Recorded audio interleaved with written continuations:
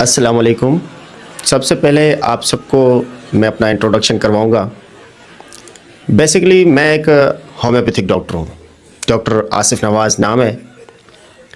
आपने बहुत से कॉमेडियन देखे होंगे, जैसे कि हमारे उमर शरीफ साहब थे, अल्लाह पाक उन्हें जन्नतुल फिरदौस में आला मुकाम अता फरमाए, आमीन। इसके अलावा भी मोइन अख्तर साहब और काफ़ी बहुत ज़्यादा कॉमेडियन हैं, जैसे इस वक्त अब ताबिश चल रहे हैं। तो मसला ये है कि जो भी कॉमेडियन होता है वो कहता है कि मैं इंजीनियर हूँ। अब वो इंजीनियर कौन सा होता है, ये एक बड़ा सस्पेंस होता है। या तो फिर इंजीनियर कॉमेडी कर रहा है, इसका मतलब यह है कि जो इंजीनियर की डिग्री होल्डर लोग हैं वो बस सब के सब वेले। अब कॉमेडी में जो आता है वो जाहिर सी बात है थोड़ा बहुत तो वेला होगा, जैसे कि मैं हूँ। अब मैं डॉक्टर की डिग्री होल्डर कॉमेडी कर रहा हूँ। मज़े की बात यह है कि वो जो इंजीनियर ख़ुद को कहलाते हैं, अब कपिल शर्मा वो भी ख़ुद को इंजीनियर कहलाते हैं कि मैं इंजीनियर हूँ, कपिल शर्मा। बात यह है कि वो इंजीनियर कौन से हैं। अब जो घर के नलके का पाइप जोड़ रहा होता है वो भी इंजीनियर है, और अगर कोई घर की बिजली बना रहा है, तार को जोड़ रहा है, वो भी इंजीनियर है, इलेक्ट्रो इंजीनियर। तो जाहिर सी बात है अब वो ख़ुद को इंजीनियर कह सकते हैं। लेकिन अल्हम्दुलिल्लाह मैं डॉक्टर हूँ और होम्योपैथिक का डॉक्टर हूँ। अब होम्योपैथिक मतलब कि मरे हुए को ज़िंदा करना। अब आप भी परेशान होंगे और सामने देखने वाला भी ये परेशान होगा, यार मरे को ज़िंदा कैसे करता है, मरे हुए को। मज़े की बात यह है कि ये जो आप जैसे जवान हैं, इस वक्त 25-30 बरस की उम्र है, और ये क्या करते हैं कि अपने जिस्म के ख़ास उज़ू के साथ इस तरह रगड़ते हैं जैसे वो उनके जिस्म का ख़ास उज़ू नहीं बल्कि ख़ास दुश्मन हो। तो होम्योपैथिक उस ख़ास उज़ू को जो मर जाता है। हमारा ज़माना बहुत अच्छा था। हमारे ज़माने में क्या था, अब आपको मैं एक मज़े की बात बताऊं।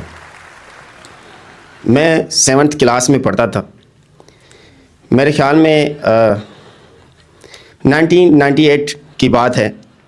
हमारे जो टीचर थे, क्लास टीचर, वो इस्लामियात के थे। उन्होंने एक दिन बताया कि लक्स साबुन हराम है, और मेरे 20 साल उसी में गुजर गए कि यार ये लक्स साबुन कैसे हराम हुआ। मैं सोचता रहा कि क्या सीन है। या तो हमारे उस्ताद साहब अब भी हयात हैं और उनके जो बच्चे हैं वो वायात हैं, तो अल्लाह पाक उन्हें सेहत दे, तंदुरुस्ती दे, बहुत अच्छे उस्ताद थे। तो मेरे 20 साल इसी खोजना में चले गए। जैसे अब भारत के आने वाले 20 साल इसी खोजना में चले जाएंगे कि राफेल कैसे गिरा। सारी जनता, सारी पॉलिटिशियन, सारी मीडिया परेशान है कि राफेल कैसे गिरे, क्योंकि राफेल एक बहुत अच्छा तैयारा है, और राफेल बेचारे की इन लोगों की वजह से जो है इतनी बड़ी बेइज्जती उन्हें उठानी पड़ी कि अब उनके जहाँ जहाँ शेयर थे वो गिर गए। तो बहरहाल राफेल कैसे गिरा ये मेरा अगला टॉपिक है, आपको बताऊंगा। बात यह है कि मेरे 20 साल इसी खोजना में चले गए कि यार ये साबुन कैसे हराम हो सकता है। चलो कोई गोश्त हराम हो, कोई ऐसी चीज़ हराम हो, तो सादा ज़माना था, सीधे लोग थे, बड़े अच्छे लोग थे। हमारे जो बड़े थे, बुज़ुर्ग थे, बड़े अच्छे थे। उस वक्त मेरे ख़्याल में ये 2000 या 2010 के बाद जो ये एंड्रॉयड मोबाइल आ गए हैं, और लोग अब अपने अज़ीज़ों को स्टेटस लगा के ईद मुबारक या कोई भी ऐसी इवेंट होती है तो उन्हें सेलिब्रेट करते हैं या उन्हें विश करते हैं। बस वो स्टेटस देख लेंगे, उनका काम पूरा। लेकिन हमारे ज़माने में कुछ और था। अब आप सोच रहे होंगे कि मैं इतना पुराना हूँ। जी बिल्कुल, मैं इतना पुराना हूँ वाकई कि फ़िरौन के दरबार में जो लोग मरीज़ हुआ करते थे वो मेरी होम्योपैथिक की दवाई से ठीक होते थे। अब इतना पुराना तो नहीं हो सकता बहरहाल, लेकिन इतना पुराना ज़रूर हूँ कि हमारे दौर में बहुत अच्छा वक्त था। हम ईदों पे अपने अजीज़ व अकारब के साथ उनके घरों में जाया करते थे, बड़ी मेहमान नवाजी हुआ करती थी।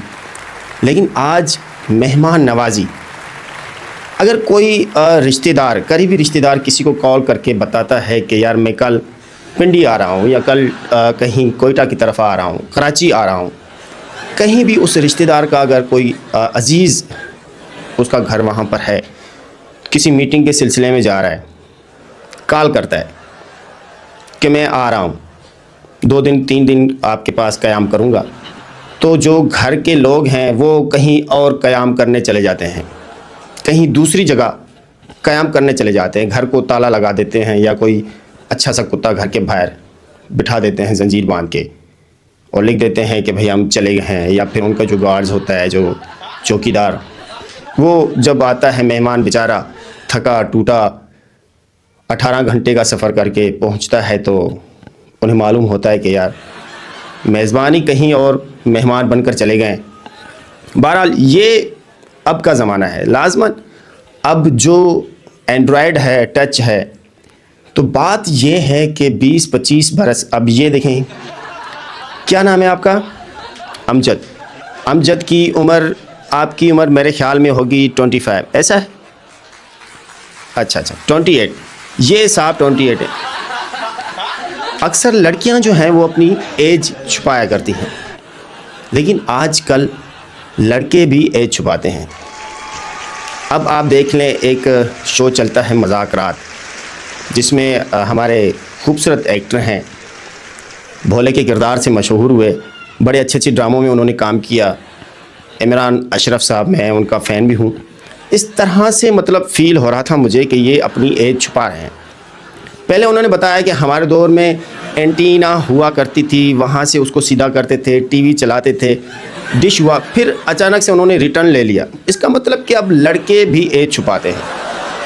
अल्हम्दुलिल्लाह मैं साफ बता रहा हूँ कि मैं उस ज़माने का हूँ जिस ज़माने में फ़िरौन के दरबार के लोग मरीज़ मेरे इलाज से ठीक होते थे। होम्योपैथिक का मतलब है मरे हुए को ज़िंदा करना। मैं अपने टॉपिक की तरफ आ रहा हूँ क्योंकि ये 28 के अमजद साहब बैठे हैं और ये बहुत ही खूबसूरत हैंडसम, जो अभी 18 साल के होने वाले हैं। तो हमारे ज़माने में बड़ी सादगी थी, बड़े अच्छे अच्छे वक्त गुज़रे, यहाँ तक कि जब क्लास टीचर बता रहा है कि लक्स साबुन हराम है और मैंने अपने 20 साल इसी खोजना में लगा दिए, आखिर क्या वजह थी? अब लक्स साबुन का हराम होना आज के ज़माने में पिछले 10 सालों से, जब मैं होम्योपैथी के लिए एडमिशन लिया, मेरा एडमिशन हो गया और मैंने स्टडी की, मैंने कहा यार मैं किस फील्ड में आ गया हूँ, यहाँ तो मेरी रोज़ी रोटी बनने वाली भी नहीं है, अभी कौन आएगा, इस तरह के पेशेंट कौन आते हैं। और सबसे बड़ी बात, मेरा ताल्लुक़ बेसिकली बलूचिस्तान से है और बलूचिस्तान, कोयटा, जिसे जन्नत का टोटा भी कहा जाता है, और बिल्कुल ठीक वैसे ही है। वहाँ पर खुश्क मेवे, खुश्क फ्रूट, पिस्ता, बादाम, अखरोट, ऐसे ऐसे कुदरती मेवे पाए जाते हैं कि लोग वहाँ पर उसे नोश करते हैं और वहाँ के लोग कभी इस मर्ज़ का शिकार नहीं हुए। अब मैं जिस मर्ज़ का डॉक्टर बनने वाला हूँ, वो मर्ज़ मेरे बलूचिस्तान में बहुत कम है, ना होने के बराबर। मैंने क्लिनिक खोला, क्लिनिक पर बैठा था कि अचानक से किसी फेसबुक एडवर्टाइजमेंट के एक बंदे ने व्हाट्सअप किया और मैंने शायद उन्हें क्लिक किया होगा ऐड दे के, तो उन्होंने कहा कि आपके फेसबुक पेज को हम ग्रोथ करेंगे, आप ऐसा इश्तिहार बनाएं कि आपके इश्तिहार के थ्रू आपके पास पेशेंट आएँ। मैंने कहा यार ये कैसे हो सकता है, पॉसिबल तो नहीं है, क्योंकि हम बहुत पुराने लोग हैं। अब ये जो अमजद भाई हैं, ये यही सोच रहे हैं कि यार अभी मेरा टॉपिक कहाँ गया। मैं आपकी तरफ आ रहा हूँ कि आप 28 के हैं और यकीनन आपने भी जिस तरह से आपने